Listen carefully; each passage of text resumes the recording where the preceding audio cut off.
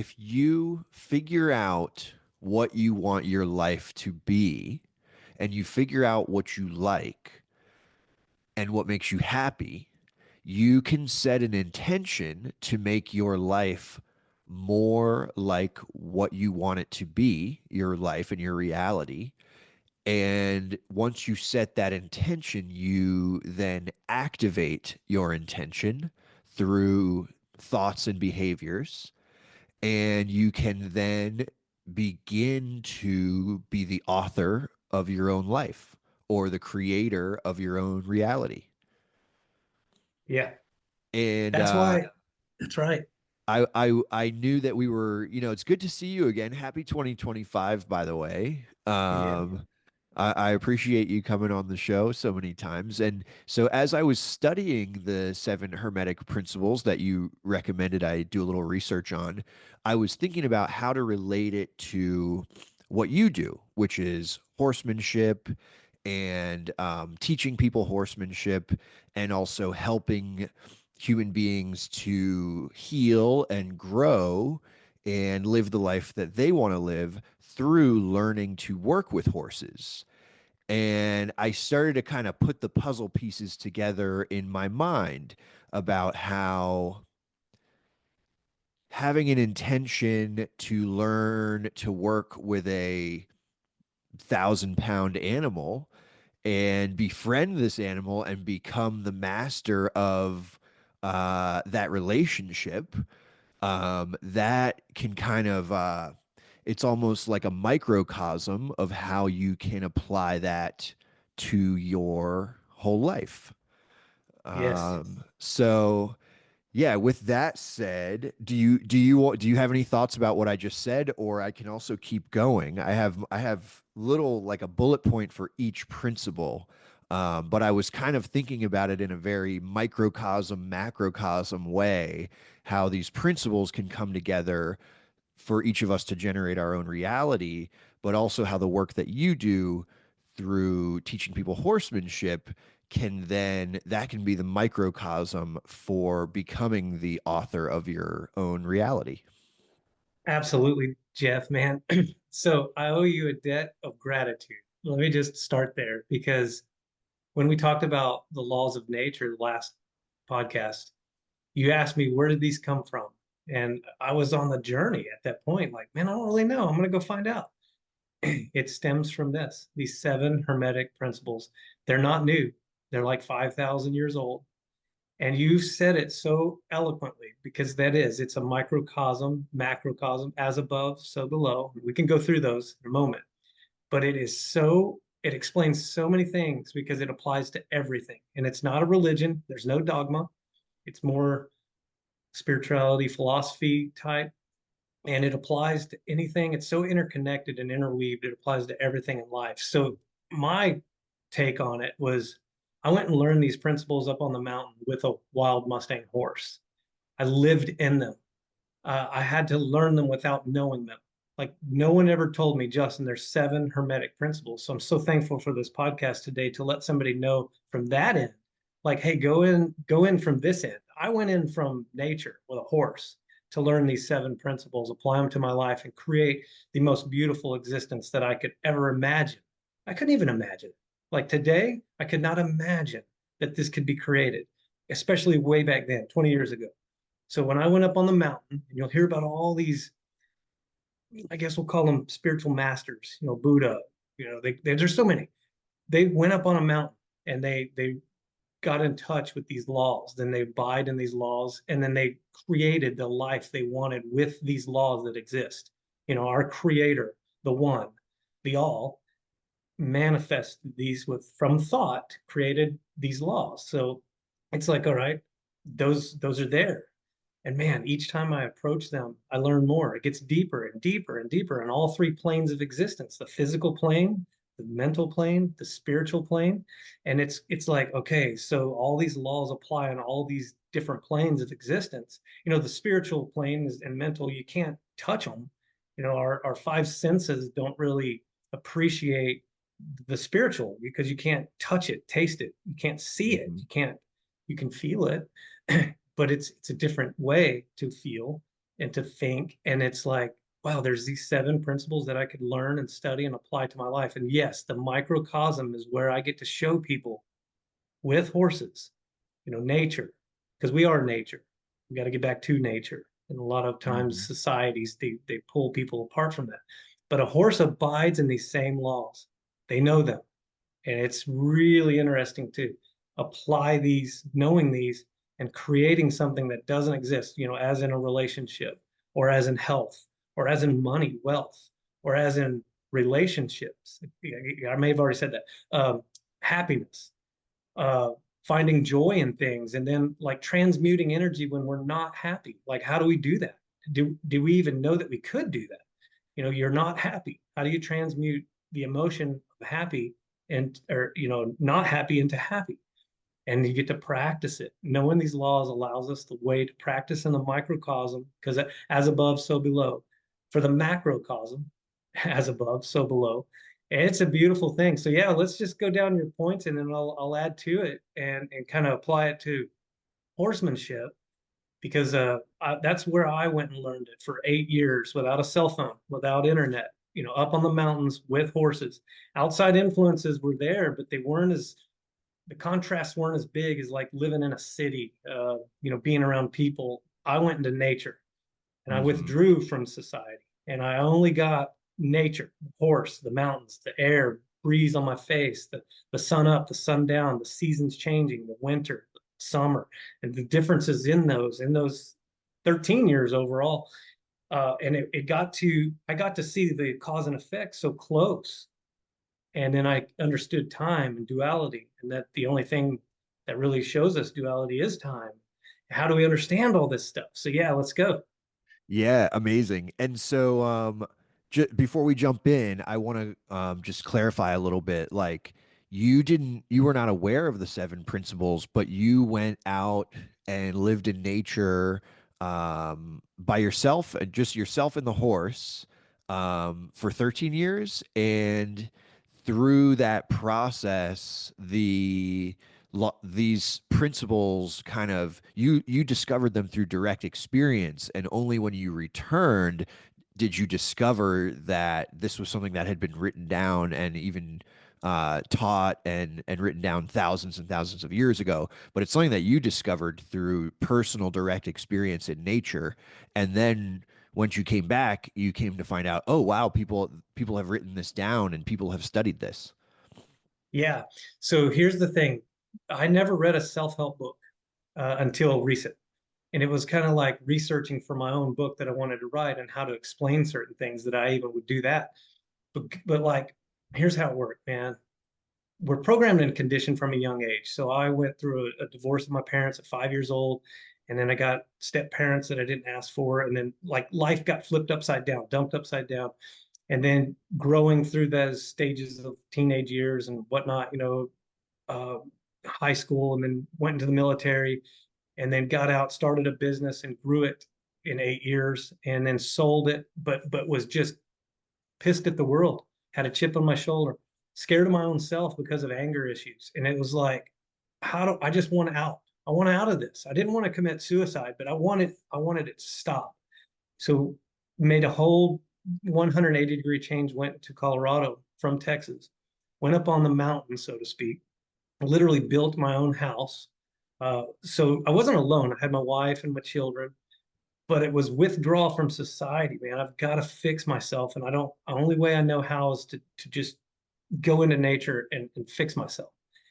And with the guidance of horses, it was easy to do, or I'll say easier, because I could present myself to a living being and then observe their feedback and then make changes and then do it again to get desirable results. And I found that I was a very good horse trainer, like off the charts, in some people's opinion, I should say. But I have no problem with horses. It doesn't matter if they've been labeled bad or crazy, untrainable. That doesn't matter, because I will go and present myself to them, and I've created this relationship to where we can change every label that's ever applied to them. And I did that over the course of creating this trail riding business, because I couldn't afford to buy horses. So I'd get them for free and I would train them, and then my clients would ride them, and they have to be safe or business fails. And knock on wood, we took over 5,000 people in 9 years and never had an accident Wow. because I abide in these laws of nature, these principles, these seven Hermetic principles. But I didn't know that.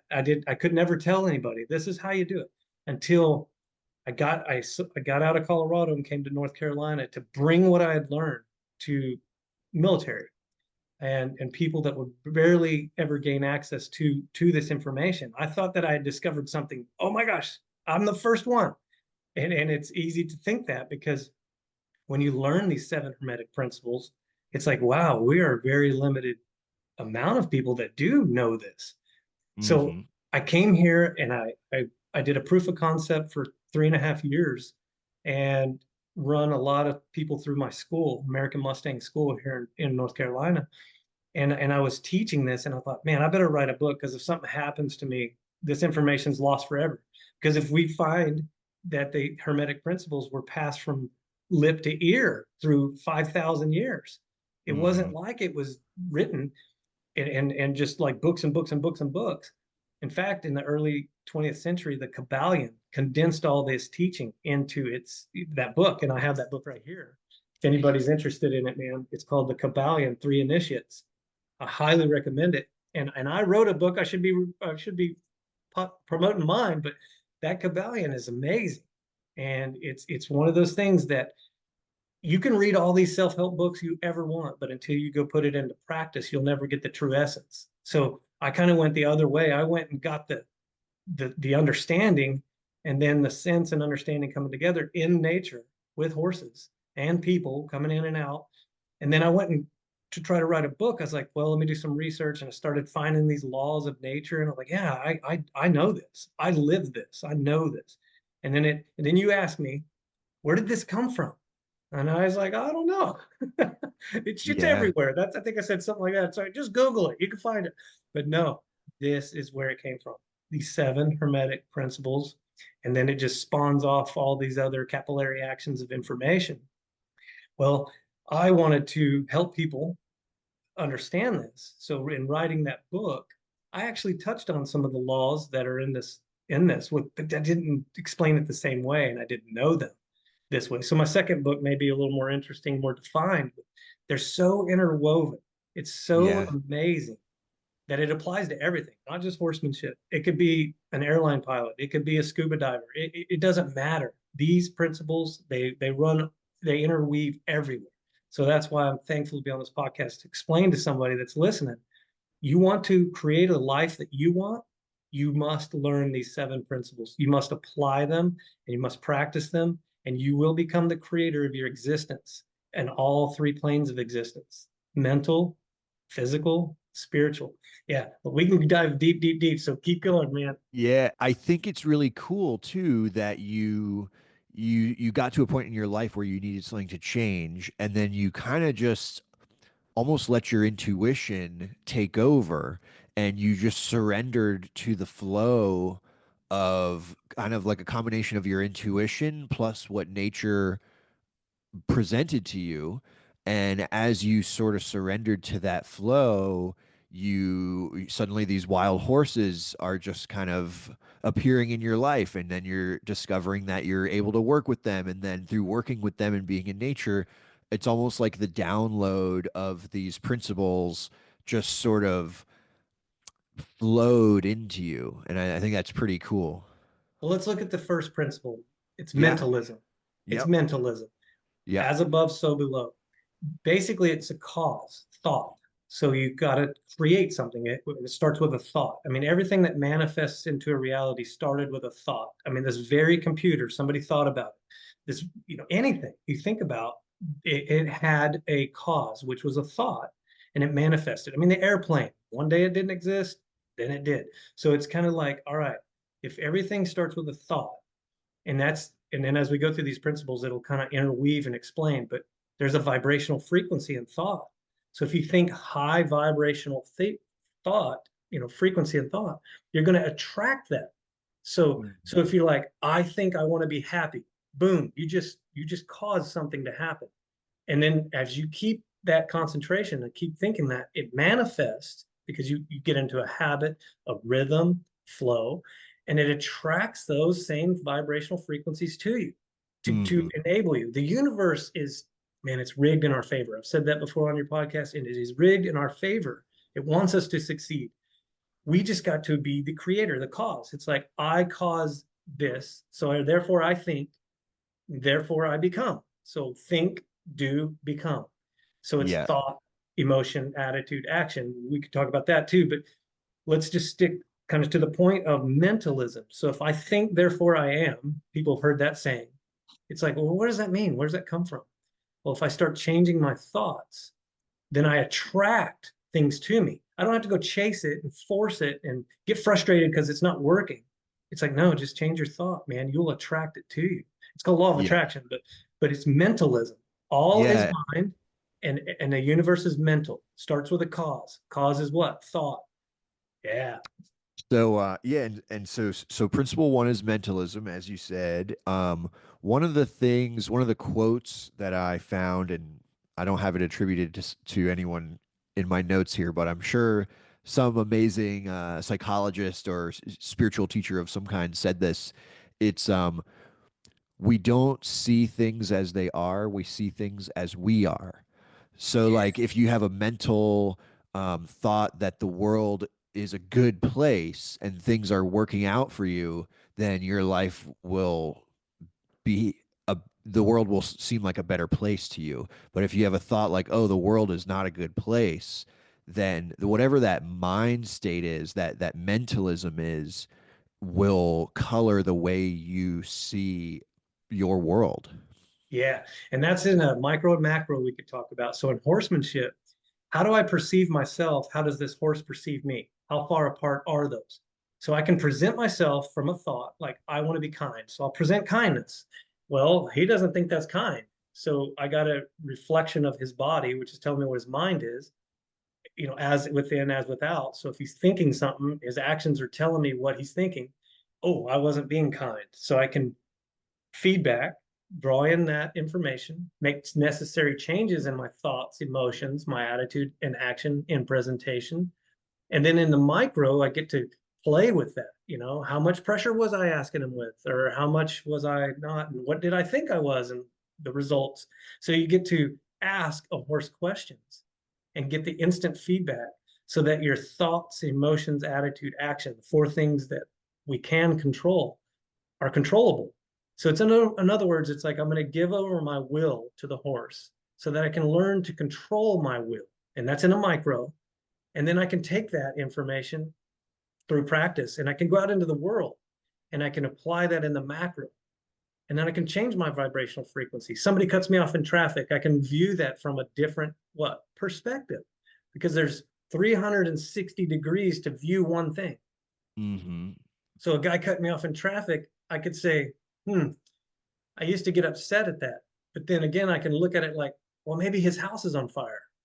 So Mm-hmm. it's like, okay, that makes sense. And then I can go, man, if my house is on fire, I'd be cutting people off too. I'd be like, I gotta get home. My cat's in there, whatever.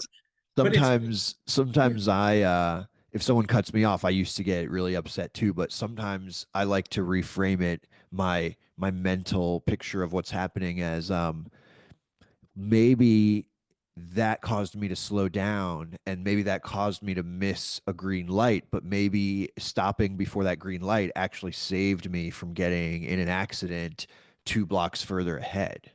So man, maybe that guy did me a big favor and yeah, I didn't even realize it. So cause and I effect. So feel we'll get to happy that. just thinking about reframing it in that way. I'm like, everything is working out in my favor. Even the guy who cut me off could have just saved me from a fender bender.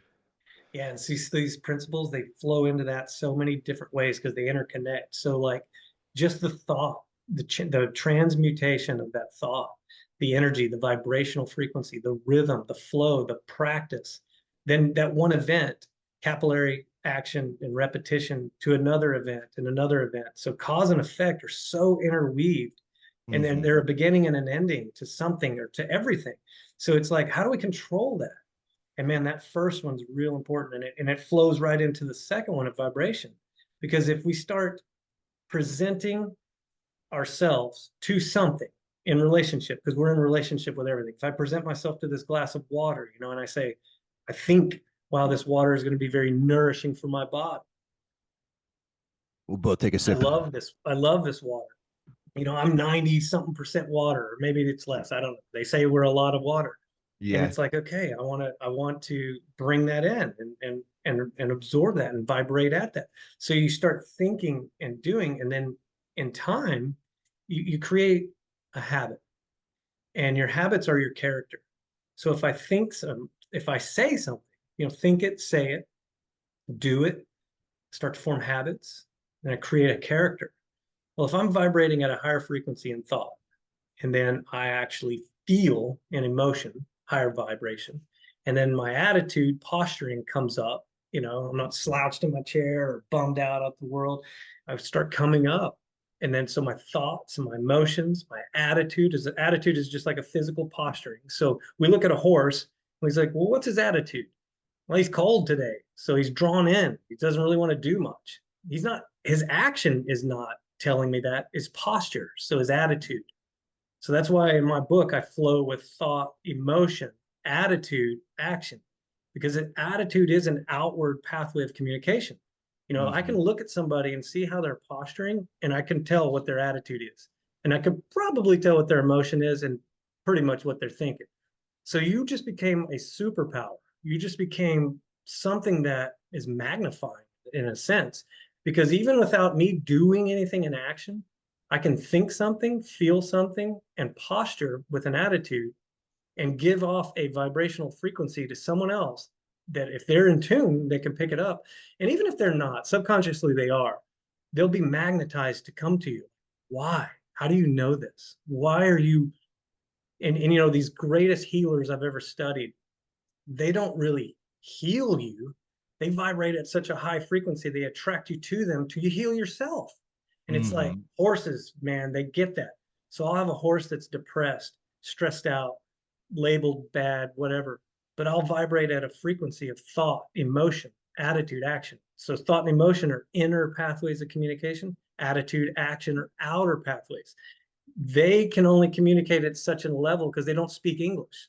But I can Hmm. watch their thoughts through their actions, and I can understand their emotion and their attitude based on posture and the outside feedback.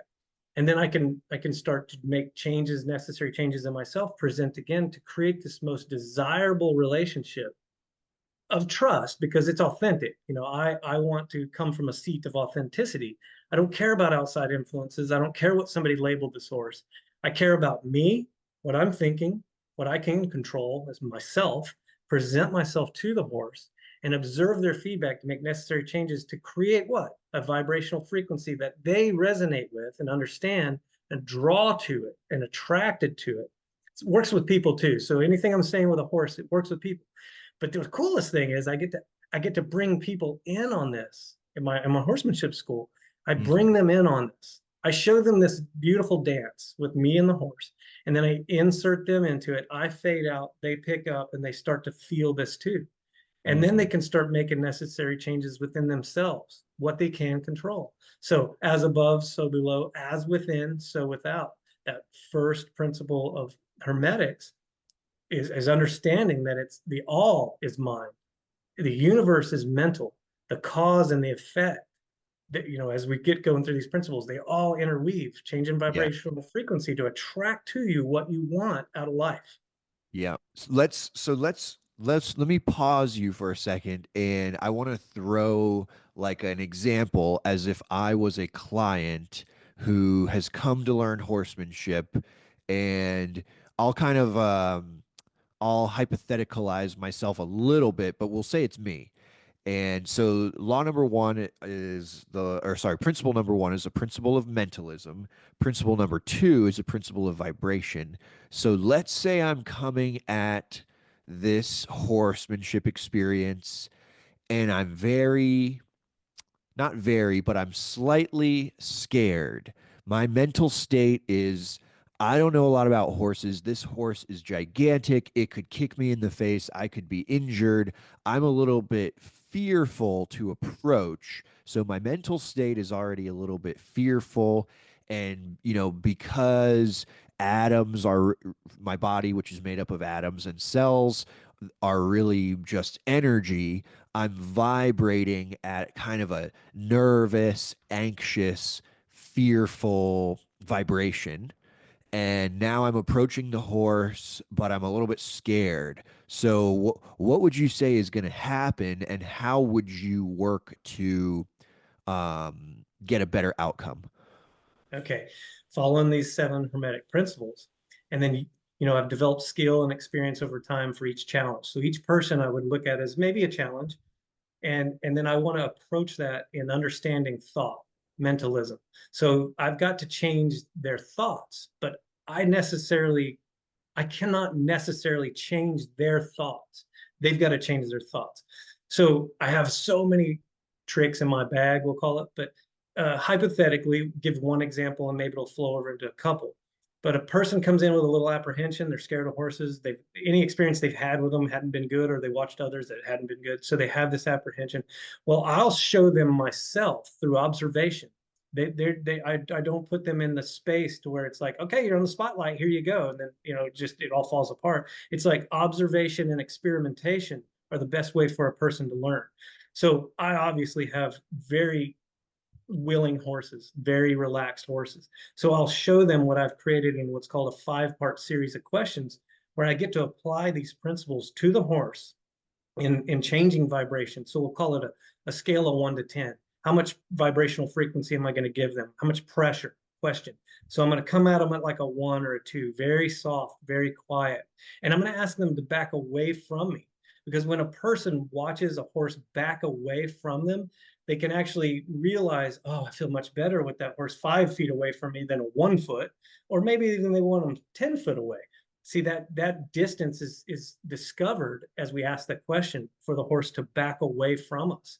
And then it's vice versa on the horse. The horse may not be as comfortable as close as if they were further apart, or vice versa. Maybe they're more comfortable close than they are far apart. So all these things get revealed in these 5 questions that I ask. And I'll just point out the 5 is a transformation number in numerology.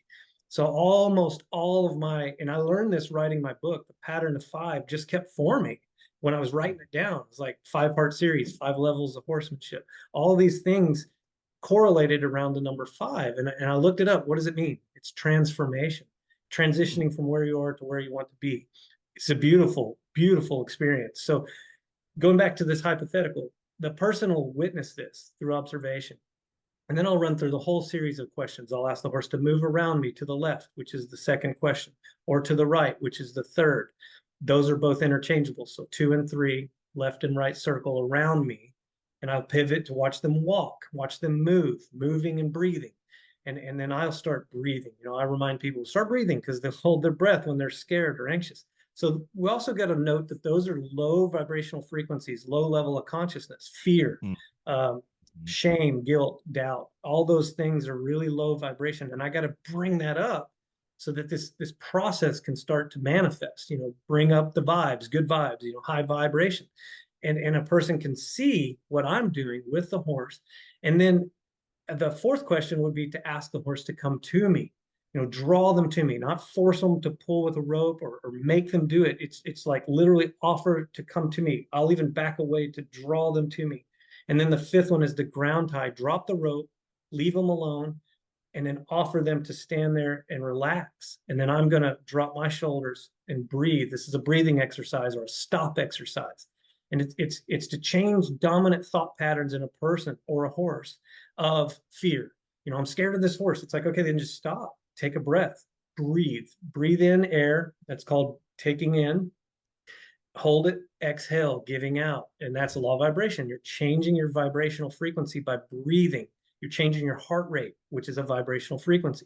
Now, try not to jump too far ahead on these, but we are in the 2nd vibrational frequency of the Hermetic principles. So when you change your breathing, you can change your heart rate, you can change your muscle tension, you can change your thoughts. So there is a stopping point, and it's very important. It's called a stop exercise. So we ask this horse questions, 5 of them. Could take 2 to 3 minutes, 5 to 8 minutes, and it varies. But the person is observing this, and then they're like, I could do 5 to 7 of those series to really solidify it based on the level of understanding of the person. Are they coming from, and I've had all walks of life, are they coming from a place of trauma? Are they coming from a place of, they're withdrawn because they're, just beat down, so to speak? Or are they overactive? Are they anxious? Are they too high? Everything's chaos because I can't relax. So I come at that differently. It's tailored to the individual's needs, but I follow these principles. So it's like that person may need me to do 5 of these observations and really start to synchronize and breathing with me. They're not even in the equation yet, but I'll tell them anytime this horse takes a deep breath, you take a deep breath because I'm triggering body responses in the horse, and a horse is very big, puts off a lot of electromagnetic frequency, and a person's heart can feel their heart. A person's lungs can feel their lungs, guts, the blood flow, the brain, all of that's starting to unseen things happening, starting to Mhm. resonate through vibrational frequency. So if they see through their 5 senses that this horse is relaxing, and then they start to synchronize and relaxing, then I'll insert them into the equation and the 5 questions. And I'm actually right behind them with them. So I coach them, life coach, coach them. Then they start learning through it. They got a sense of it by watching me. Now they're going to get an understanding through experience. And when sense and understanding merge together, you get the true essence. You get the depth of understanding. So then they not only see it, they feel it. They not only think it, they do it. And then it starts these hermetic principles to really start to engage in the creation of where they are to where they want to be. So that's just focusing on kind of 1 and 2, but there's cause and effect in asking a horse to do something. I'm going to cause this horse to move. The effect is how they move. I'm actually learning body awareness in myself. What does this hand do? I think this, my hand does this. I get to see in a microcosm, a real close amount of time, the cause and the effect. But I'm jumping ahead on the principle. So yeah, well, let's Yeah, keep yeah. going. I thought I wanted to stop and give like an example for like, what you do in grounded in this world, But Yeah. thank you for humoring me and taking that pause. So let's go to the third hermetic principle. I don't know if they're all like if there's a specific order to them, but for number three, what I have is correspondence, principle of Yeah. correspondence. Yeah. They're written in a specific order. Yeah, and Okay. you're on the right track, but they're so interconnected that they're it's not like you're going to go out there and follow them in order. Right. Right. So far we've got mentalism, vibration, and now we are on correspondence. Yeah. And As above, so below. yeah, the example that I have that I wrote in my notes when I was doing my little studying for this is basically that of all the trillions of cells that make up our body, they all have specific functions and they each do their job. The ones in the lungs for breathing, the ones in the heart for pumping the blood, et cetera, et cetera. However, each cell on its own is already programmed with all the information it needs to do any job.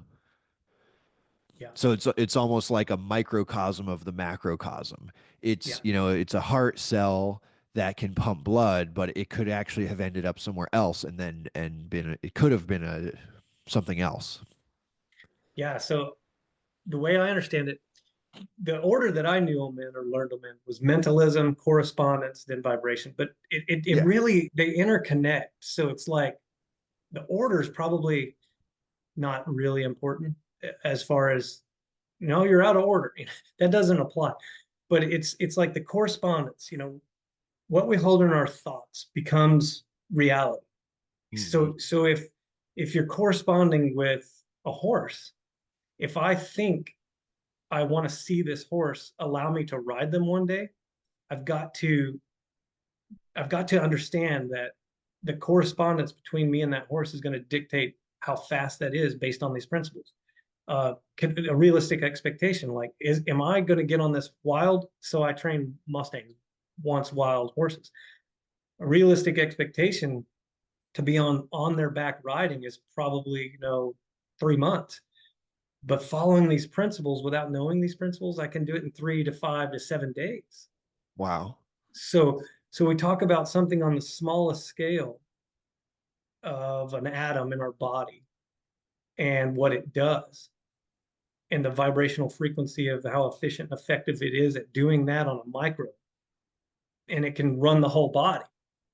You see, so it's like, okay, how does this correspond in a micro to where I can visualize or imagine something else and transmute it or transform it into that. So like if we want to talk about the body, talk about I want to be healthy one day.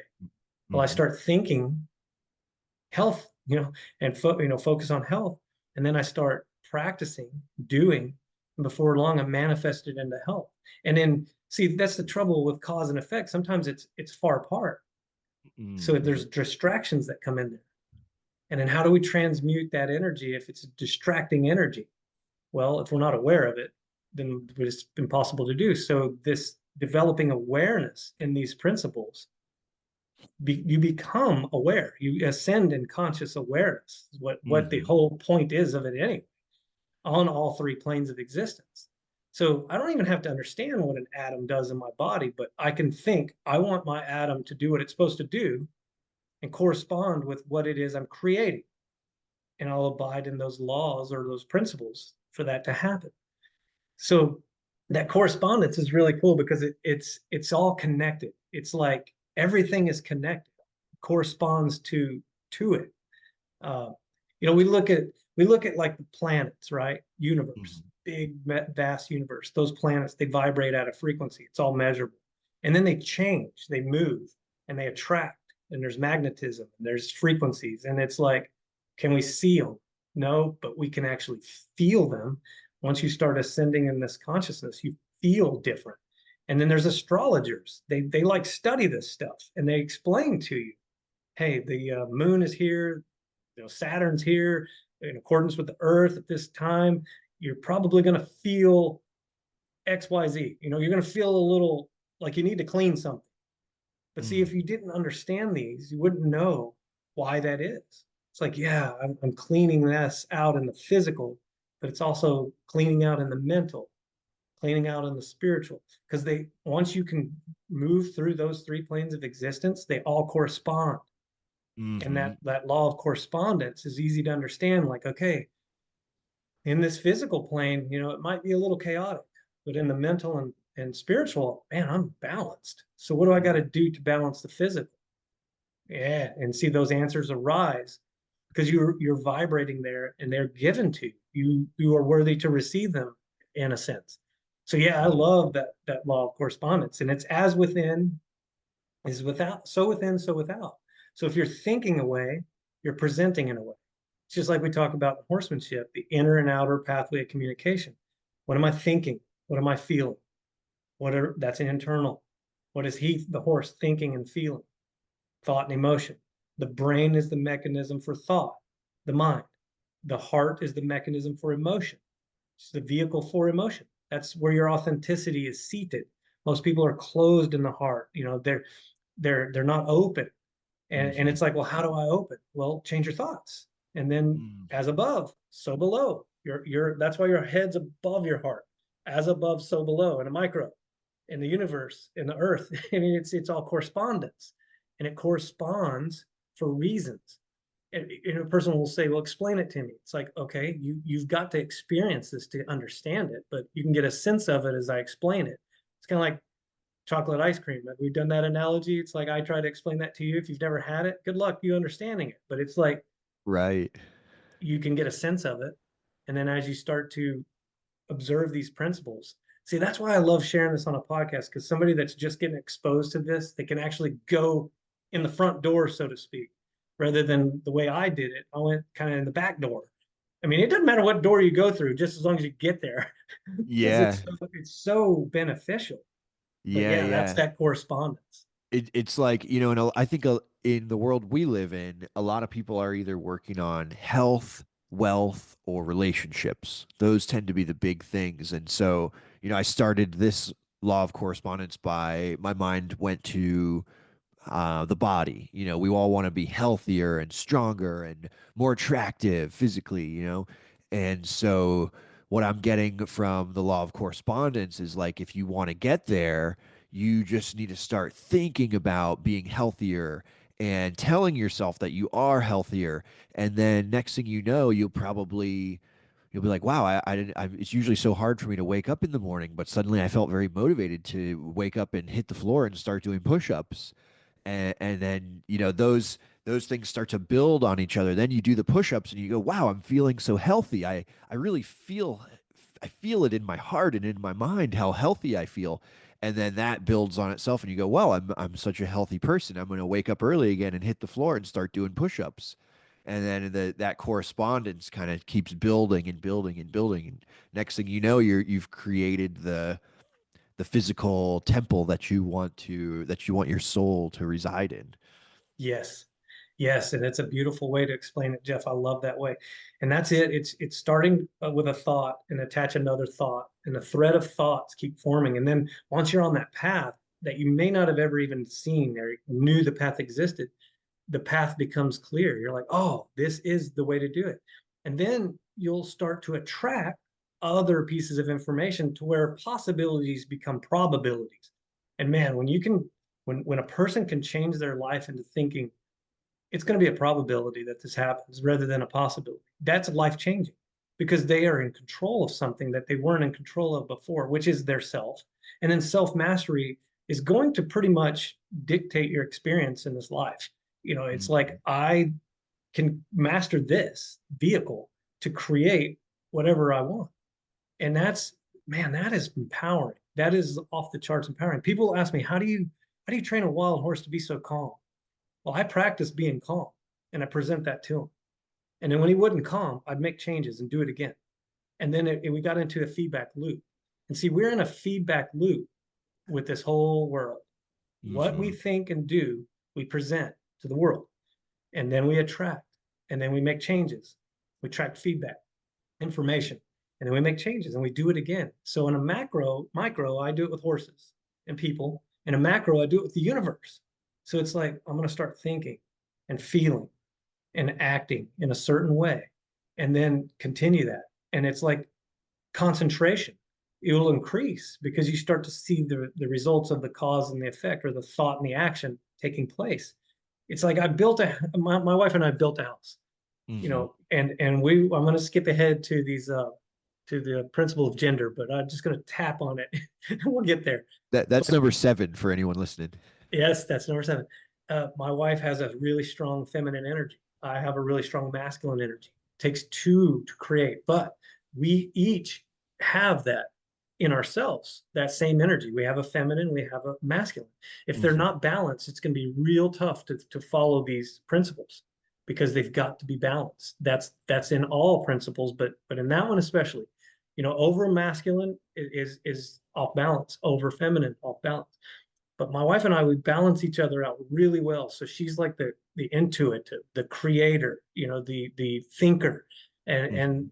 the visionary and the imaginer. And then I'm the builder, doer, make it happen. I don't care. I'll bang this board and I'll get it to where. I mean, I see your blueprint. I'll make it. So we built houses together, three of them, from nothing. And it's Wow. like, okay, you figure out this and I'll figure out this, and it's like it's dynamo team, you know. And we have three children together, so you know it takes that to create kids, you know. And Mhm. then you balance that energy, you can create the life you want. So that's why I was explaining earlier. I focus on five main areas of life: health, wealth, happiness, relationships, spirituality. So when you can balance all five of those main areas in our life with these seven principles, man, you can attract the person that will help you do that. See, how would they be attracted without knowing? You know what I'm saying? It's like you've got to think and become what it is you want, and it'll be Mhm. attracted to you. And we kind of jumping ahead on that principle of cause and effect, but it's like when you can control yourself, master yourself, balance yourself, you'll attract other people to you. And then they can do that too. And then you're like a dynamic duo. And you can go into the world and create the life you want. You can do it singularly, but I'll have to say I wasn't as effective or efficient singularly. I Mm, needed my wife. I still need yeah. her today. I mean, I Yeah. bounce ideas off of her, and our energies. Sometimes mine will tilt too far masculine, hers will tilt too far feminine, and then we balance, and then we balance each other, and then it's just this dynamic duo where we can go and create and manifest the reality we want. And that's what I was saying earlier. It's like I could not have imagined how great life could be today because we are the sum total of what we've been thinking and doing right now. Hmm. Hmm. And people don't necessarily understand that because they don't understand these principles. They don't think about that. Yeah. They're kind of living in effect rather than the cause. So they're seeing the outside world and they're just getting bumped around, bounced around, and then they don't understand, and they feel like a victim rather than a victor. So they don't know how to transmute energy. Like life throws something at them, and they're going to look at that from a perspective of, oh, poor me, or I'm a victim, or why is this happening to me, rather than, wow, this is happening for me. I can actually tackle this, or I can go around this, or I can go over this. I can manifest this to, I can take this and manifest this into what I want. And man, that's power. Yeah, absolutely. So, should we go to number four, the principle of polarity? Yes. Yeah, polarity is a good one. Everything is Yeah. a dual. It has its poles, has its opposites, but it's Yeah. actually teaches us how to come out of duality. But we'll focus on the dual part, the contrast. Yeah. This one I don't grasp as deeply, so maybe you can tell me a little bit about it. But to kind of piggyback off what you were saying about the principle of gender and how you and your wife form this really dynamic duo, I do have a theory that, in this reality, it is possible to do it alone, like you said, but I think we're supposed to really partner. We're supposed to team up with someone because we have our different strengths and weaknesses, and that creates a balance within the polarity. It's just like having two hemispheres of the brain. It's split right down the middle, and there's two different ones, and they do different things, but when they work harmoniously, one's doing intuition and creativity and art, and one's doing logic and math and, kind of things more grounded in this reality, and one is more spiritual and one is more grounded. Once we find that harmony of them vibrating together, that's when there's really a magic spark that occurs. So how does that tie in with principle number four, the principle of polarity? Okay, man, this is a cool one. So like, I'm in the mountains of Colorado, and I would camp out with horses. Uh, the polarity is so obvious in night and day. I Hmm. mean, I'm still here. I'm with a horse. There's just no day. It's dark. And there's no dark. It's day. It's the exact same thing, just different degree. Or seasons would change. It'd be snowing one day, and then next day it's not. So it's hot, it's cold. So polarities are the same exact thing, just different degrees.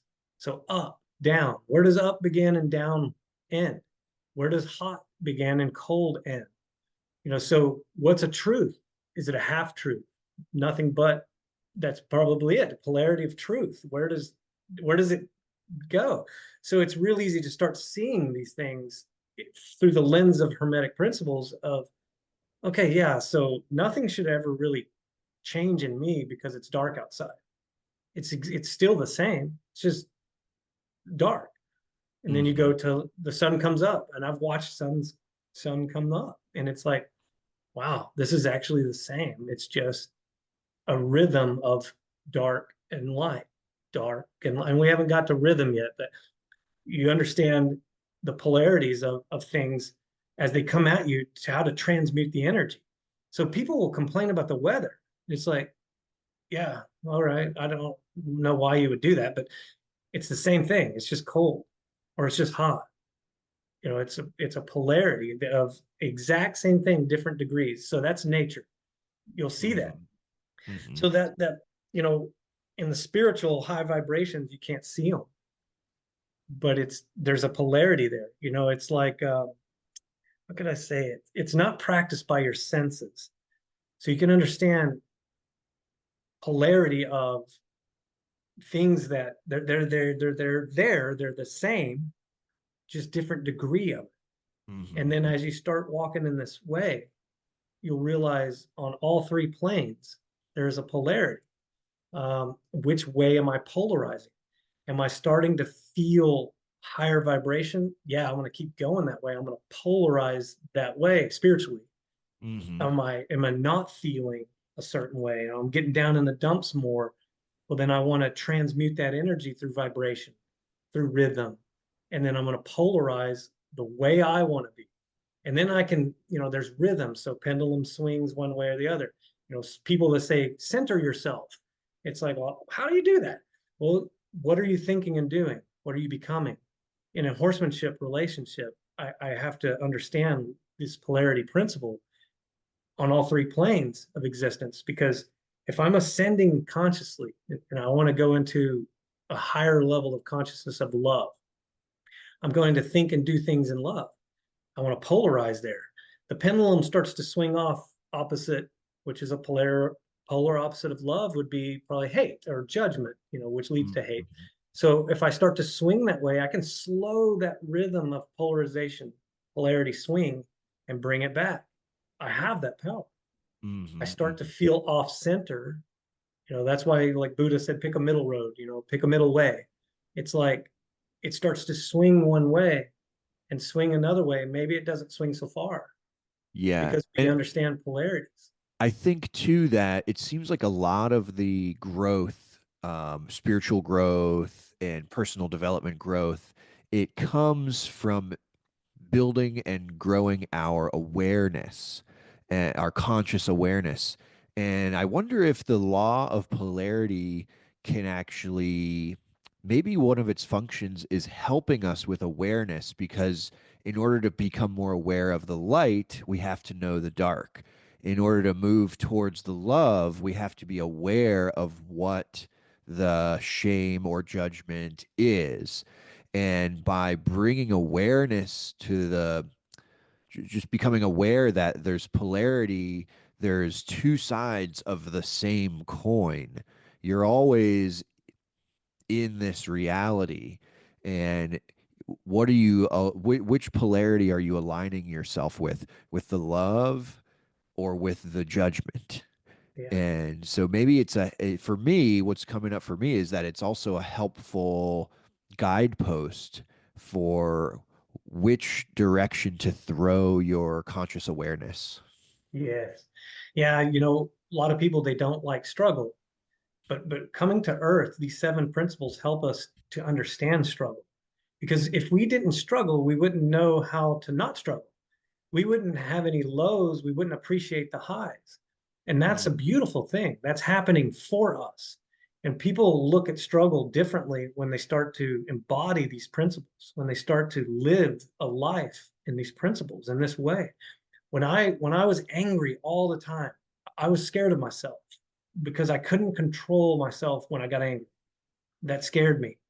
My kids are always like, Dad's not scared of anything. Dad doesn't fear anything. And it's like, well, truthfully, I fear myself when I'm angry because I can't control myself. Well, how did I transmute that energy? Anytime I started feeling coming off that center, that polarity start to shift, of being happy and being in control. When something outside influence would start to interrupt my inside control, I would go, oh, I'm feeling to come off that. I'm getting angry. And then I would transmute that energy because I have that ability and I didn't know it. I will transmute that energy into not being angry by thinking gratitude. Man, I'm just so thankful to be able to take a breath of air. And at that one little stop exercise and pause, we have to do that with horses a lot. They'll start to come unwind. They start to get a little, they're 1,000-pound muscle. They start to get a little heightened. I've got to stop exercise, transmute that energy, redirect that energy into something that is desirable rather than undesirable. A feeling, I got to transmute that energy into another feeling. If I start to, I'm on back of a wild Mustang horse and he double punches the ground and we're running dead run in 6 strides and we're headed for, mass amount of tree branches. I've got to transmute his energy into something else, which would be not to do that. So I have to think and feel and attitude and action and present. It happens so much faster through skill and experience for this particular challenge than explaining it. But I've got to redirect his thoughts so that his body will change. Yeah. And then, first step would be take this hand and redirect his face to the left of the trees to avoid that. But then let's just not restrain this energy. Let's let it flow out. Let nature take its course. Flight instinct has come up. We got to go. I'll just, like a guided missile took off. What can I do with a guided missile? I can steer it till it runs out of gas. So I'll steer that 1,000-pound muscle until it runs out of gas, or the energy starts to transmute into something that is desirable, a walk. So maybe we did a 300-foot circle until the gas ran out, and I start spiraling that circle down into the center and then come to a stop, trigger body responsive relaxation in the horse. Then he can start thinking again and feeling what I present through my vibrational frequency and action, thought, emotion, attitude, action. We synchronize again and we go again. And then it's Yeah. wash, rinse, repeat, to where I've created a habit in the horse where he double punches again. He realizes it's not necessary because they understand law of energy conservation. We can go into a lot of these little capillary laws, but I'm transmuting energy to create the reality that I want for the horse in the relationship with me in the relationship. But it starts with me, because if I do nothing, he's just going to run off into the woods and I'm going to get raked off by the tree branches. And Yeah. it's like, okay, let's change this. Sometimes it's very obvious and we need to do something very quickly, but there's cause and effect. We haven't got to that yet. But as we think and do, we create habits, and then we create a character to where probabilities and possibilities of him double punching and running into the woods are different. The probability of him doing that are less because we've centered, we understand polarities. And when we start to feel ourselves come off that polarity, we recorrect it really quick in the feedback loop. That's what we're doing with ourselves and the whole universe. We start to come off center in a polarity. We can course correct very quickly. Or sometimes you'll notice that it takes a little while. You course correct, change the degree, and then in time, consistency of doing that in time, you course correct it. And that's the implementing these practices and understanding cause and effect are sometimes really close together in the micro, easy to see, but they're also evident in the macro, and it takes the time it takes. Yeah, You it's a know, cool. speaking of anger and transmutation of energy, what the thought came to me just now, how, you mentioned you had anger and you would actually almost be scared of yourself, and you started Yeah. talking about transmutation, and I know as well, anger is like a powerful emotion, like Mm-hmm. powerful, and I started to realize as you were telling me about transmutation just now that you built your whole house. You literally built your home, your reality, your world. And for anyone out there listening, what I'm realizing too, that anger is so powerful. But one of the things that you could do if you're listening to this and you have anger, you could transmute that into a creative, um, physical creation. Anger is often related to destruction, destroying things, but you could actually transmute that powerful energy into creating, like what you did, Justin. You built your house. Yeah. And for anyone out there listening, I wonder if you have anger, maybe you could attempt an experiment and see what you can create, maybe a piece of art, or maybe you can build your house, or maybe you just build an addition to your house, or you build a deck, but you could use that powerful energy associated with anger and transmute it into creating something. Man, that's a beautiful analogy or explanation on that, because that's exactly what happened. I would take my anger and channel it into something productive and positive. Hmm. And like people say, concrete works you, you don't work concrete. That is true. But man, I love working with concrete because it was physical and I could burn energy and I could put it into something I knew was a foundation for a house that I was going to live in. And it was like, this is an outlet to take energy, from like years past. that was built up and it blocked maybe. And I didn't know how to get it out. But then you start transmuting energies and creating something and then let it manifest into reality. And then it's rewarding. And then you start letting those energies transfer through those seven chakras of your body, free flowing from the root to the crown. And you're like, oh yeah, that feels so much nicer. And then you're in harmony, which is agreement with the world. And it's a it's liberating, it's enlightening. And then that's what attracted me to wild Mustang horses, because I would throw that energy at them sometimes and they would correct me. They're so fast, they're so powerful. Um, Hmm. Law of gravity comes into effect in wild Mustang horse training. I'm here to explain that to you too, Yeah. because if they want you off their back, you're coming off. There's no ands, ifs, or buts. If they want you off, they're getting you off their back. And then I had to channel energies into creating this relationship that they would allow me to ride them. And it's like, okay, I've got to control this. And it's like, and I really realized quickly that it's not forced or taken with, usurpation. You can't like make yourself control yourself. It's a simple flow. It's like, all right, I'm going to allow this to happen. I'm not going to make it. I'm not going to make myself not be angry, because I would get angry and I'd be like, all right, I'm going to channel this into the ground. I'm going to pick up a rock and throw it as far as I could throw it. And then I'm going to come back to this horse and I'm going to be like, all right, I want to present the best version of myself and see if this works. And my gosh, man, it's attractive, because I would start to get frustrated and my body, I wasn't even aware of it. My body would move differently. My shoulders would be tense. They're 3 millimeters higher than they normally are, but a Mustang horse recognizes that. They see your tension. And then I would take a deep breath and relax my shoulders. And they're like, then that energy changed in them. And it's like, can it be that real? Can this really work? And then I'd be on their back and it's a lot more acute. So then I would get frustrated while I'm trying to do something in particular. And some of those horses are highly acutely aware of their surroundings and the energies, the vibrational frequencies, and they would respond in those manners. So then I would transmute that frustration into, okay, I'm going to give you something of me that I'm not familiar with, this territory. I'm usually frustrated, mad, throw something violent. I'm going to transmute that into something.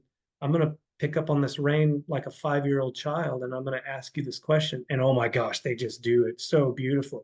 It's like, okay, there's something to this. And I'm kind of hard headed, so I don't pick up things real quick sometimes. And I try it again.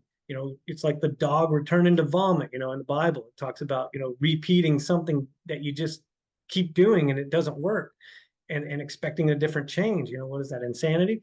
But it's Yeah. like, okay, now I'm going to consciously make this effort to transmute this frustration into kindness and not be frustrated. And I'm going to pretend I'm a 5-year-old child with the strength of a 5-year-old child. And I'm going to pick up on a rein and apply a leg pressure.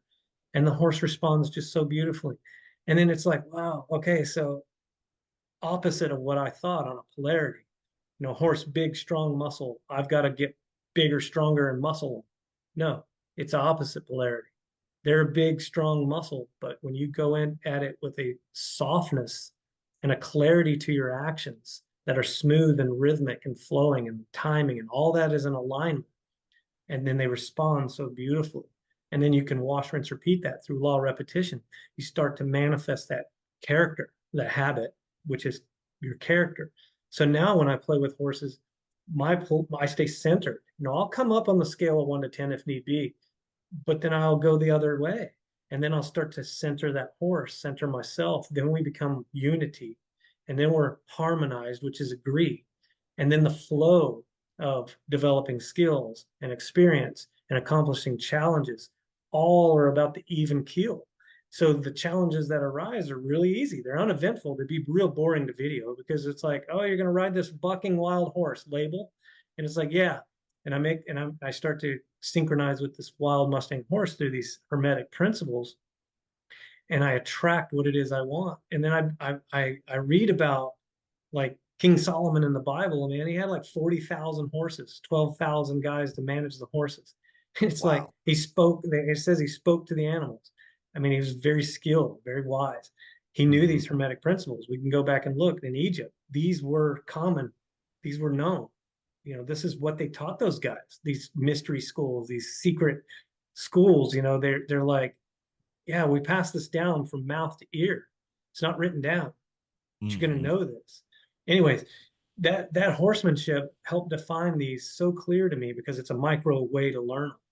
And Yeah, then showing other people, it's like it manifests so quickly. It's like streamlined into healing themselves. It's beautiful. amazing. Hey, when you moved to Colorado, would you say that you found the horses or the horses found you? Well, horses found me at 5 years old, Yeah, and I'll say I think it was mutual attraction, man, because I you I was five vibrated years to each old. other. Yeah, I was actually born with a horse my dad gave me before I was ever born. And Oh, cool. as I aged, I developed a relationship with this horse. And, when I didn't turn to anything else, I turned to the horse, young age, teenage years, and started to develop this understanding of what I really know today. But, you can always look back and go, oh man, I followed these principles at 10 years old. When I would get frustrated and angry with this little horse, I transmuted energy because I would just start singing to him. And then he would just do whatever I wanted. And I'm like, oh my gosh, this is so weird. I didn't know what to do. I hadn't had any professional training. No one told me. I wanted this horse to do something. He wouldn't do it. I start crying. I'm all mad. And then I'm just going to start singing to him, man. And then I start singing to him, and then he did exactly what I wanted. And that's the first experience that I learned, like energy transmutation. You transmute energy in your body into something else to create what it is you want. And that's just to this day. I mean, I don't sing to them anymore, but it's like I'll actually start smiling and giggling and laughing because that's a frustration into a laughter. And I theme a lot of my trainings around certain things, and sometimes it'll be focusing on laughter. If I have a person come in, I'm like, dude, laughter is so therapeutic. And a lot of guys I train, they're military guys, so they don't. I mean, they laugh and cut up, but they don't really transmute energy that they're feeling like fear into a laughter and practice it. Some of them do, but it's like consciously do it to get a handle on how to do it. And with horses, they don't judge you. So you can laugh your head off. You can start crying. I had a guy start crying one time and he's like, I'm sorry, I don't know why I'm crying. I was like, well, how long has it been since you cried? He's like, 2 years. And I was like, well, your frustration or your energies are changing, man. You're ascending in a level that your body said, hey, you need to do this to continue. And then it happened. And the horse don't judge you. Heck, I'm not going to, but the horse does not judge you. So the guy's like, I'm going to do this. I'm just going to cry this out, man. This feels like I need to do this. It's like, do it. I mean, this is a strong built, muscled up, tattooed guy, that storms into bullets for a living. He hadn't cried in 2 years. And it's like, Wow. dude, that's a blocked energy, man. Your body is it's trying to ascend in a vibrational frequency, but it can't go. That energy's blocked. You got to do that. And then Hmm. as a life coach, you're like, yeah, do that, help them.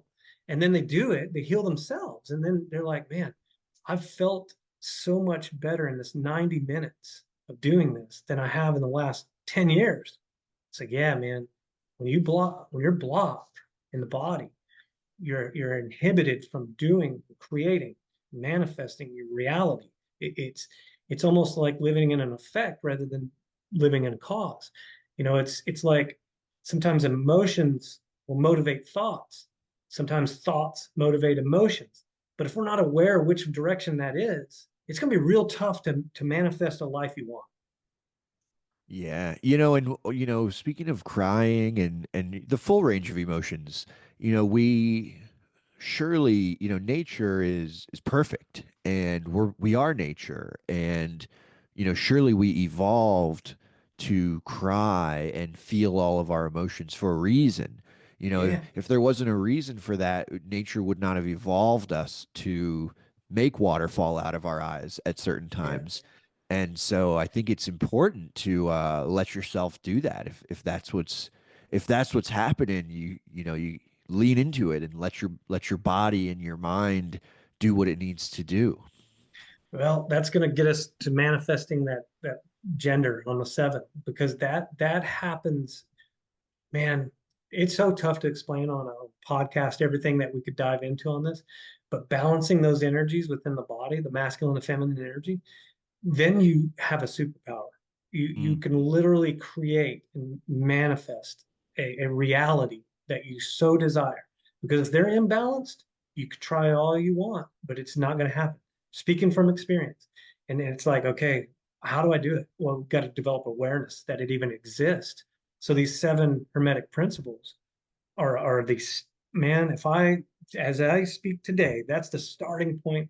I don't know why this isn't taught in schools. Well, actually, I do. They're not taught in schools because when the student's not ready, the master cannot appear. Mm. Hmm. And it's the multitudes of people. You try to explain this to them, they're not ready. They're not going to retain it. They're not vibrating at a frequency to where they can. But this podcast is beautiful because if somebody starts thinking in a way, and they've lasted this far in this podcast, they've thought in a way, they've vibrated at a certain way to attract this information to them. It's going to Yes. happen. It has to happen. It's a law. Like attracts like. And it's like when you start thinking in this way, information will come to you. That's the way the universe works. If you choose not to think in this way, put foil on your windows, sun don't want to come in. Yeah, you can do that too. I mean, it works that way too. I know that this is true because I started thinking in a way and I got this book. I never would have thought of getting this book.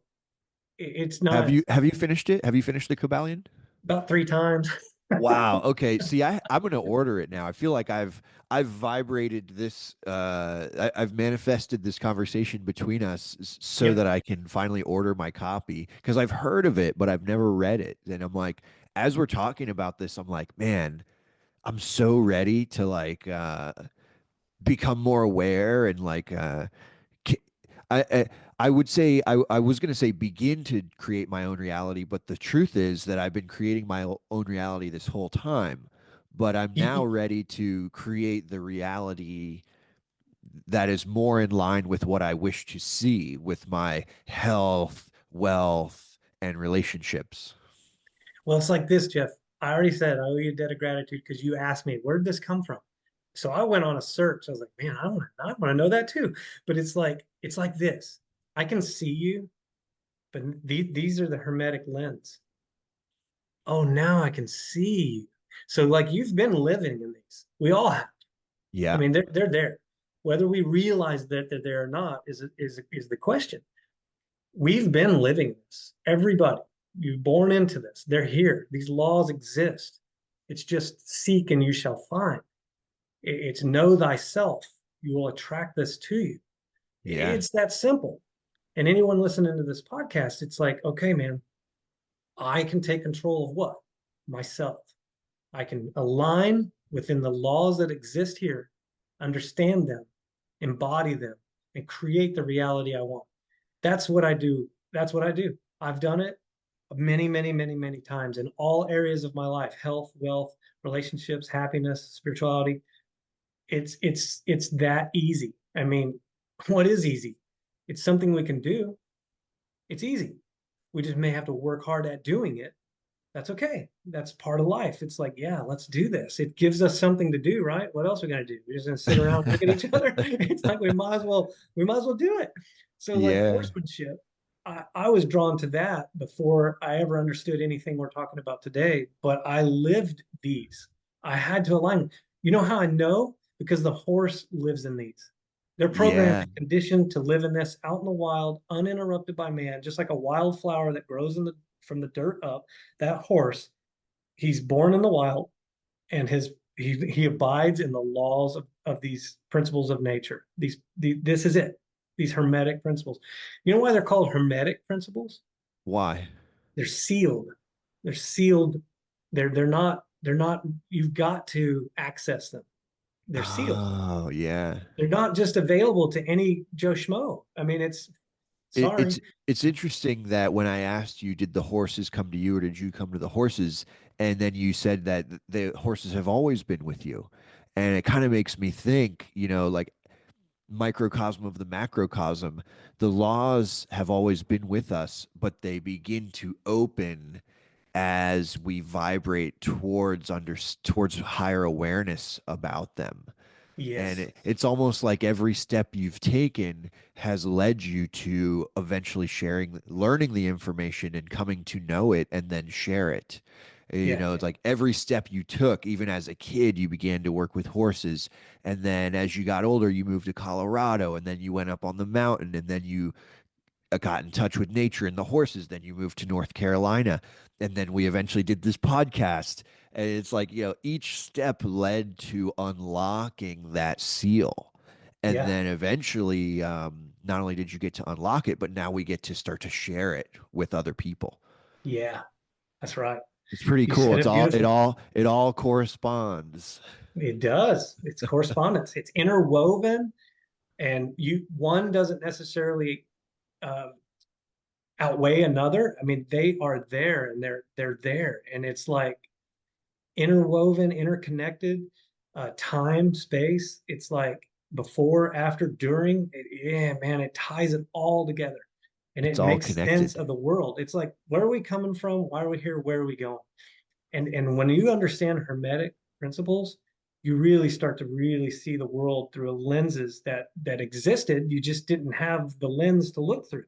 I mean, I read the Bible differently through the Hermetic principles now, and understand like, oh wow, these were here, and there's bits and pieces of this in every scripture, in every writing, every it's all connected. It really showcases that we're all one. It shows that we're Beautiful. fractals of the one. We're many Yeah. perspectives of one. The cause, the initial thought. We're cause and effect, and it's like where one effect ends, a cause begins. Where one cause begins, an effect. It's just interconnected all through space, time, spirituality, mentalism, physical, and then when you can embody these, create a life you want, it's almost like I have keys. I have keys to the car. And then you come out of like a closet. This I was explaining this, my wife and I talk, and I explain it like this. Man, we've been in a closet for a long time. Like, hey, there's a door. You open it and you walk out, and there's like more rooms. And then you go out and you open the front door to this house you've been in. And it's like, wow, there's this whole other thing. Yeah. And then it's like, well, how do I help other people find it? Be it. Yeah. Yeah. I Be love it. it. I love it. So, Yeah. I'm trying to keep the episodes to about an hour-ish. And Okay. we've covered five, no, four. We've covered four of the seven principles. And I'm wondering, because I'm trying to keep the episodes a little like about an hour-ish. I Yeah. wonder if maybe we do a follow-up maybe we start to wrap it up here and then we'll do a follow-up and we'll cover the remaining three principles. Yeah. Let's just tell them what they are. The remaining three would be rhythm, number five. The Yep. sixth one, cause and effect. And the seventh one, gender.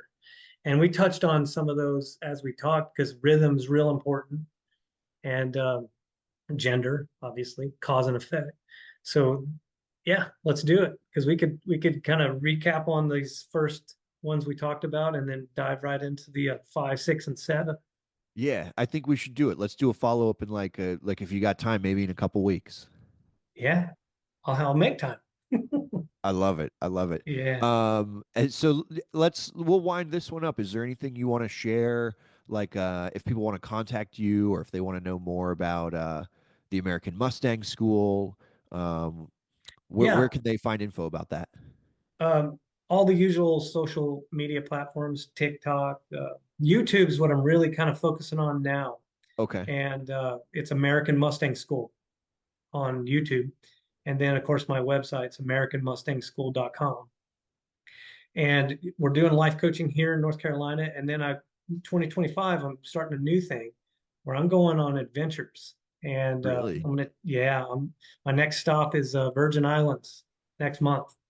And I'm going to Cool. make some YouTube videos and pictures and talk about horsemanship, and kind of put these principles into practice of going out of that closet into the world and see what else is out there and how these principles apply, and see different environments and different people and relationships. And I want to really get a grasp because man, this goes so deep.